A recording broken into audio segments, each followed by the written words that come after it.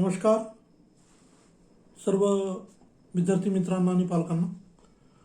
मी प्राध्यापक शिवारी वाघ, संचालक aspire education institute Aurangabad. महत्त्वाचा व्हिडिओ शेअर करतोय आपल्यासोबत. नीट परीक्षेचा फॉर्म भरताना कुठल्या कुठल्या गोष्टींची आवश्यकता असेल, फीस स्ट्रक्चर काय असेल, कॅटेगरी वाईज किती किती फीस असेल आणि काय काय गोष्टी आपल्याला फॉर्म भरताना आवश्यक असणार आहेत, काय काय गोष्टी अपलोड कराव्या लागणार आहेत आणि काय काय माहिती आपल्याला भरावी लागणार आहे, अशा सगळ्या गोष्टींच्या अनुषंगानं हा व्हिडिओ अतिशय महत्त्वाचा आहे. आणि हा व्हिडिओ तुम्हाला शेअर केल्यानंतर हा व्हिडिओ जर तुम्ही एकदा बघितला तर तुमच्या लक्षात येईल की आपण फॉर्म भरताना कुठल्या कुठल्या गोष्टींची काळजी घ्यायला पाहिजे. ठीक आहे, तर आपण सुरू करूया. सुरुवातीलाच एक महत्त्वाचा विषय जो की नीट परीक्षेसाठी कॅटेगरी वाईज फीस किती असेल. तर एकूण 3 प्रकारे या फीसचं डिवायडेशन झालेलं आहे. एक असेल जनरल कॅटेगरी, जी की ओपन कॅन्डिडेट असेल, तर त्याच्यासाठी 1500 रुपये फीस आहे. 1500 ईच कॅन्डिडेट 1500 रुपये तुम्हाला फीस भरायची असणार आहे. जे विद्यार्थी जनरल कॅटेगरी पण EWSचं ज्यांनी बेनिफिट घेत आहेत असे विद्यार्थी, OBC कॅटेगरीचे नॉन क्रिमिनल गटामध्ये मोडणारे विद्यार्थी, अल्प उत्पन्न गटामध्ये मोडणारे विद्यार्थी, या सगळ्या मुलांना 1400 रुपये फीस असणार आहे. 1400 रुपये 1400. त्यानंतर SC ST person with disabilities handicap candidate जर असेल आणि थर्ड जेंडर, तर यासाठी 800 रुपये फीस असणार आहे. म्हणजे ओपनसाठी 1500, OBC EWS जनरल कॅटेगरीला 1400 आणि SC ST आणि हँडिकॅप स्टुडंटसाठी थर्ड जेंडरसाठी 800 रुपये फीस असेल. त्यानंतर दुसरा महत्त्वाचा मुद्दा, फॉर्म भरताना आपल्याला कुठले कुठले डिटेल्स लागतील त्याविषयी आपण थोडंसं माहिती देऊया. बऱ्याचदा पालकांच्या मनामध्ये प्रश्न असतात की कोणते कोणते डॉक्युमेंट्स अपलोड करावे लागतील, कास्ट सर्टिफिकेट लागेल का, कॅटेगरीचं व्हॅलिडिटी लागेल का, नॉन क्रिमिनल लागेल का.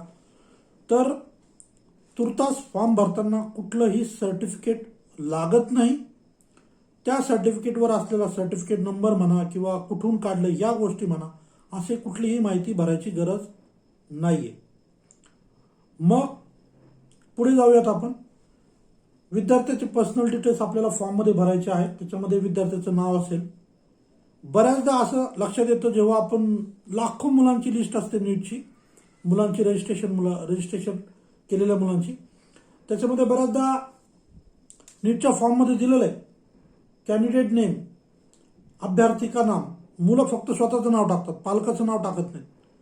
मुळामध्ये असं अपेक्षित आहे की जर 10वीचा स्टेट बोर्डचा विद्यार्थी असेल तर त्याच्या 10वीच्या मार्कशीटवर किंवा बोर्ड सर्टिफिकेटवर जे नाव दिलेलं आहे, जसं की सरनेमपासून सुरुवात होते, मग फर्स्ट नेम, मग वडिलांचं नाव, याच पद्धतीने इथं भरणं अपेक्षित आहे. बऱ्याचदा मुलं फक्त स्वतःचं नाव टाकतात, फक्त वडिलांचं नाव टाकतात, फक्त आईचं नाव टाकतात. असं करू नका. याचे प्रॉब्लेम असे होतात जेव्हा तुमचं महाराष्ट्राचे जेव्हा आपली ऑल इंडियाचा रिझल्ट येतो आणि जेव्हा आपल्याला बघायचं असतं की शोधायचं असेल समजा, तर खूप अडचणी येतात. नाव पूर्ण नसल्यामुळे बऱ्याचदा सिमिलर नावं खूप असतात फक्त फर्स्ट नेम असेल तर. त्यामुळं तुमचं पूर्ण नाव टाका, फर्स्ट सरनेम, फर्स्ट नेम, आडनाव, वडिलांचं नाव. आईचं नाव लिहिताना, वडिलांचं नाव लिहिताना तुम्ही फर्स्ट नेम लिहिलं तरी चालेल, परंतु त्यांचंही पूर्ण नाव टाकायला काही हरकत नाही. सुरुवातीला सरनेम घ्या, मग वडिलांचं नाव, मग वडिलांच्या वडिलांचं म्हणजे तुमच्या आजोबांचं नाव. आईचं नाव लिहिताना पहिले सरनेम, मग आईचं नाव आणि वडिलांचं नाव, अशा पद्धतीने. डेट ऑफ बर्थ तुम्ही काळजीपूर्वक टाका. त्यानंतर तुमचं gender, male female, nationality Indian. पहिचानपत्राचे जे ऑप्शन आहे त्याच्यामध्ये तुम्हाला आधार कार्ड, वोटर ID असे वेगवेगळे ऑप्शन्स आहेत. त्याच्यामध्ये तुम्ही जे निवडाल ते ऑप्शन तुम्ही त्याचे लास्ट 4 डिजिट तुम्हाला टाकायचे असणार आहेत. आधार कार्ड निवडलं तर मोस्टली सगळ्या मुलांचं आधार कार्ड असतं, तुम्ही आधार कार्डच निवडा. परीक्षेला घेऊन जाताना सुद्धा तुम्हाला आधार कार्ड कॅरी करणं सोपं आहे. आधार कार्ड निवडा. आधार कार्डचे लास्ट 4 डिजिट तुम्हाला टाकायचे. 12 नंबर असतात आपल्या आधार कार्डला, लास्ट 4 डिजिट तुम्हाला याच्यामध्ये मेन्शन करायचे. त्यानंतर तुम्हाला फॉर्म भरताना टाकायचं तुमचा करंट ॲड्रेस, तुम्ही जिथे राहता तो पत्ता. बऱ्याचदा मोस्टली खूप मुलं असे असतात की ज्यांचा करंट ॲड्रेस आणि परमनंट ॲड्रेस सेम आहे, तर प्रेझेंट ॲड्रेस जो आहे तोच जर परमनंट ॲड्रेस असेल तर फक्त तुम्हाला खाली एक बॉक्स दिलेला आहे, त्याच्यामध्ये क्लिक करायचं, वरचा ॲड्रेस सेम कॉपी होऊन खाली येईल. म्हणजे तुम्हाला परत परत ॲड्रेस टाईप करायची गरज नाही. त्यानंतर तुम्हाला तुमचा पासवर्ड जनरेट करायचा आहे. पासवर्ड जनरेट करायचा आहे जो कुणाला तुम्ही शेअर करायचा नाही. पासवर्डमध्ये तुम्हाला फर्स्ट लेटर कुठलं तरी एक कॅपिटल, बाकी काही स्मॉल लेटर, एक कुठलं तरी एक सिम्बॉल, हॅश असेल, @ असेल, अशा डॉलरचं सिम्बॉल असेल तर कुठलं तरी एक सिम्बॉल आणि न्यूमेरिकल नंबर काहीतरी वापरायचे.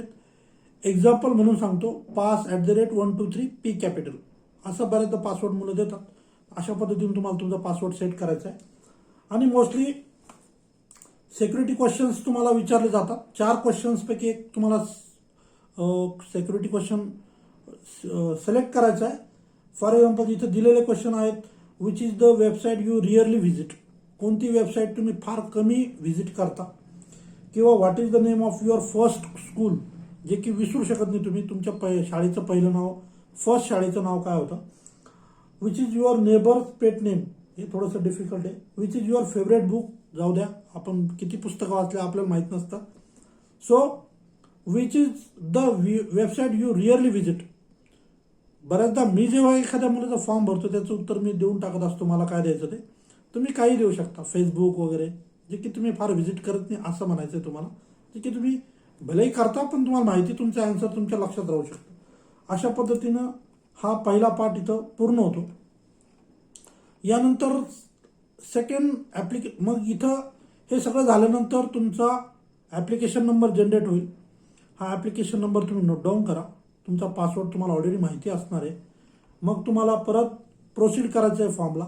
ॲप्लिकेशन फॉर्ममध्ये तुम्हाला तुमचे डिटेल्स फिल करायचे आहेत. तुमचं 12वी तुम्ही आत्ता देताय की पूर्वी झालेली आहे, ॲकॅडमिक इयर वगैरे, हे सगळ्या गोष्टी, कॉलेजचं नाव, जिथं तुम्ही कॉलेजला होतात त्याचा पिनकोड, अशा सगळ्या गोष्टी व्यवस्थित भरायच्या असणार आहेत. त्यानंतर डॉक्युमेंट्स कुठले अपलोड करायचे, तर डॉक्युमेंट्समध्ये तुम्हाला फक्त 4च गोष्टी अपलोड करायच्या आहेत. त्याच्यामध्ये तुमचा पासपोर्ट साईजचा फोटो, लेफ्ट हँडचं थंब इम्प्रेशन, तुमची सिग्नेचर आणि एक पोस्ट कार्ड साईज फोटो. आता बऱ्याचदा पालकांना प्रश्न पडतो, मग आता हे फोटो कुठून काढून आणायचे, त्याच्यावर डेट असते, लागेल का. गाईडलाईनमध्ये असं काही दिलेलं नाही आहे. नॉर्मल फोटो तुम्ही अपलोड करू शकता. तुम्ही जर याच्यामध्ये गेलात, फोटो स्टुडिओमध्ये गेलात, तर तुम्ही पासपोर्ट साईजचे फोटो काढून घ्या, 3x4 साईजचे, आणि पोस्ट कार्ड साईजचा फोटो काढून घ्या. मग तो प्रॉपर स्कॅन करून तुम्ही फॉर्म भरू शकता.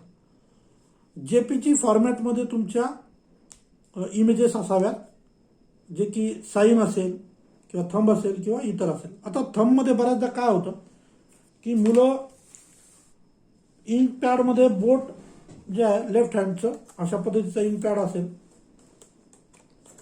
तर असं बोट ठेवतात आणि कुठेतरी प्रेस करतात खूप जोरामध्ये.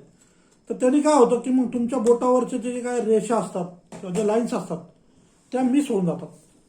तसं अपेक्षित नाही आहे. थंब जे येतं अशा पद्धतीनं अपेक्षित आहे. म्हणजे अगदी बघा, तुम्हाला बारकाईने दिसेल. आता हा थंब आहे एका विद्यार्थ्याचा, तर याच्या पूर्ण लाईनिंग प्रॉपर दिसतात, हे अपेक्षित आहे.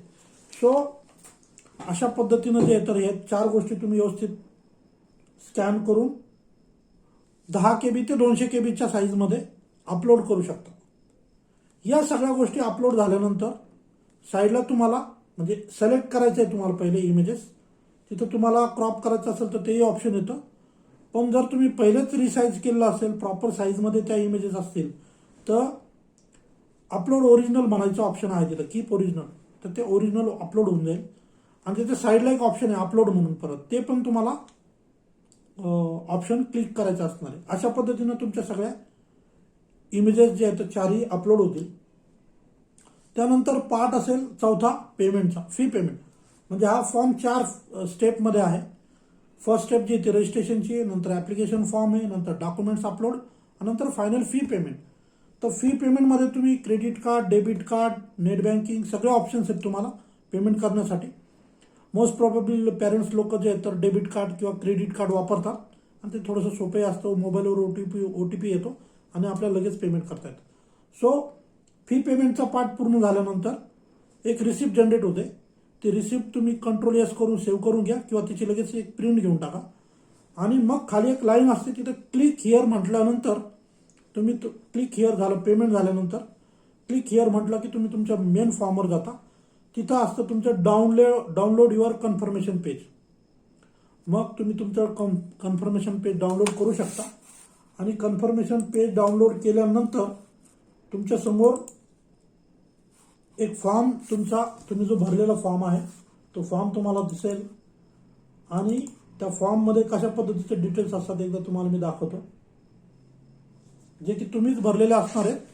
आणि जे तुम्हाला बघा, पेमेंट करण्यापूर्वी सगळ्या गोष्टी तुम्ही वारंवार चेक करून घ्या, कारण तुम्हाला सगळ्या ठिकाणी चेकबॉक्स आहे.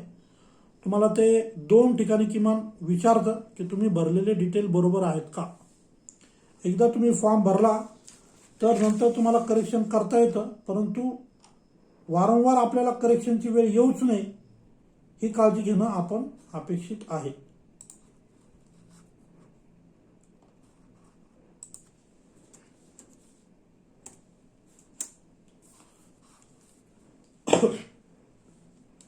एक महत्त्वाचा पार्ट जो मिस झाला माझ्याकडून सांगताना, तुम्हाला एक्झामिनेशन सेंटरसाठी 4 सेंटर निवडता येतील. त्यामध्ये तुमचे नियरेस्ट सेंटर तुम्ही निवडू शकता. सुरुवातीला तुम्ही स्टेट सिलेक्ट करा. 4ही स्टेट म्हणजे महाराष्ट्र सिलेक्ट करायच्या 4 ठिकाणी.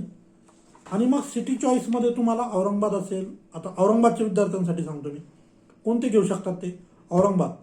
आता सीईटीसाठी जालना सेंटर आहे, पण नीटसाठी नाही आहे. मग नीटसाठी कुठलं आहे दुसरं, नगर आहे जवळ, बीड आहे जवळ, किंवा जळगाव आहे, नाशिक आहे, नांदेड आहे. त्या सोयीनं जे येतं आपण गोष्टी निवडू शकतो. शेवटी फायनली अशा पद्धतीचा एक तुमचा फॉर्म हा तयार असेल. त्याच्यामध्ये तुमचा ॲप्लिकेशन नंबर असेल, इकडे विद्यार्थ्याचा फोटो असेल, इथे थंब असेल आणि इथे त्याची साईन असेल. आणि याच्यामध्ये बेसिक गोष्टी ज्या तुम्हाला मी सांगितल्या त्या सगळ्या असतील. आणि शेवटी फायनली दुसऱ्या पेजवर हे पेमेंटचं ऑप्शन गेलं आहे. जे पेमेंट तुम्ही केलं आहे त्याचा customer ID, transaction number, reference number, हे सगळं पेमेंटच्या संदर्भातला विषय आहे हा. तर हे फार इम्पॉर्टंट विषय आहे. तर अशा पद्धतीनं हा तुमचा अगदी 2 पेजमध्ये फॉर्म भरून होईल. सो तुम्ही तुमच्या लेवलला फॉर्म भरू शकता. जे विद्यार्थी औरंगाबाद शहरात राहतात किंवा ज्यांना सहज फोटो पाठवणं शक्य आहे, साईन पाठवणं शक्य आहे, लेफ्ट हँडचं थंब इम्प्रेशन पाठवणं शक्य आहे, फोनवर बाकीचे डिटेल्स देऊ शकतील, अशा मुलांचे फॉर्म आमच्या इन्स्टिट्यूटच्या माध्यमातून सुद्धा भरून दिले जातील. त्यासाठी नॉमिनल काही चार्जेस घेतले जातील, परंतु तुमचे फॉर्म व्यवस्थित भरून तुम्हाला प्रॉपर PDF वगैरे पाठवलं जाईल. त्या PDFची तुम्ही प्रिंट घेऊ शकता आणि ती तुमच्याकडे रेकॉर्डला प्रॉपर ठेवू शकता. सो अशा पद्धतीनं तुम्हाला फॉर्म भरायचा आहे. ज्याही मुलांना औरंगाबाद शहरातील फॉर्म भरायचा असेल त्यांनी कृपया 9481121212 या नंबरला मेसेज करावा. तुम्हाला वेळ दिली जाईल आणि त्या वेळेमध्ये येऊन आपण फॉर्म भरून घेऊ शकतो. ठीक आहे, या ठिकाणी मी थांबतो. धन्यवाद. थँक्यू.